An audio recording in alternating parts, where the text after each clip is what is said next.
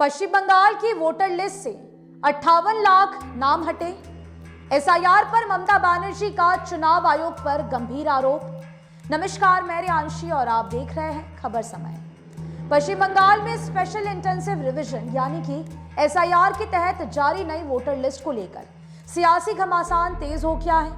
राज्य के मुख्यमंत्री और तृणमूल कांग्रेस टीएमसी प्रमुख ममता बनर्जी ने चुनाव आयोग पर गंभीर आरोप लगाते हुए कहा है कि इस पूरी प्रक्रिया में भारी गड़बड़ियां हुई है और ये सत्तारूढ़ बीजेपी के हित में की जा रही है। कोलकाता के नेताजी इंडोर स्टेडियम में बीते दिनों टीएमसी के बूथ लेवल एजेंटों की बैठक को संबोधित करते हुए ममता बनर्जी ने कहा कि चुनाव आयोग राज्य सरकार को बिना बताए ऑब्जर्वर नियुक्त कर रहा है।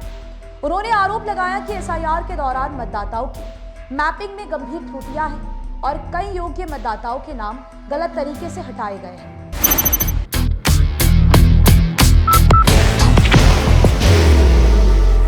There will only be one insignia. मुख्यमंत्री ने यह भी कहा है कि सुनवाई प्रक्रिया के लिए नियुक्त किए गए कई माइक्रो ऑब्जर्वर स्थानीय भाषा बांग्ला को ठीक से समझते भी नहीं। ऐसे अधिकारी दूसरे चरण के वेरिफिकेशन के लिए अयोग्य हैं क्योंकि वे लोगों की बात और दस्तावेजों को सही ढंग से समझ ही नहीं पाएंगे। दरअसल चुनाव आयोग ने 19 दिसंबर को पश्चिम बंगाल में एसआईआर के बाद ड्राफ्ट वोटर लिस्ट भी जारी की थी।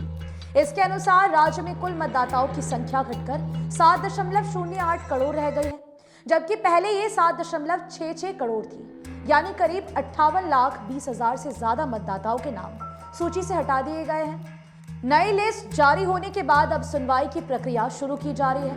पहले चरण में करीब 30 लाख मतदाताओं को नोटिस भेजे जाने की तैयारी है, जिनके एनुमरेशन फॉर्म में प्रोजेनी मैपिंग यानी कि माता पिता या दादा दादी से संबंधित जानकारी दर्ज नहीं हो पाई थी। इसके अलावा संदिग्ध श्रेणी में रखे गए मतदाताओं को भी सुनवाई के लिए बुलाया जाएगा।